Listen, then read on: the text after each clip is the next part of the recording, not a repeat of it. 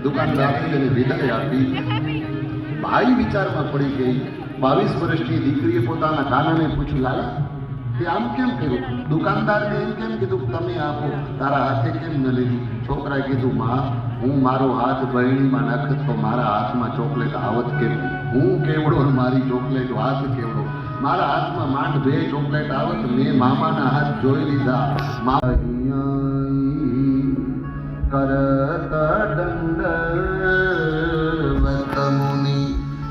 આગળ વધે છે સંતોની પાસેથી અનેક પ્રકારના આશીર્વાદ મેળવતા માર્ગમાં અનેક મહાપુરુષ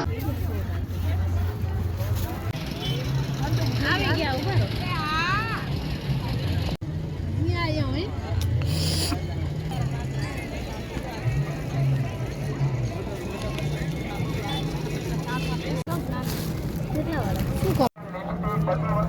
કેટલા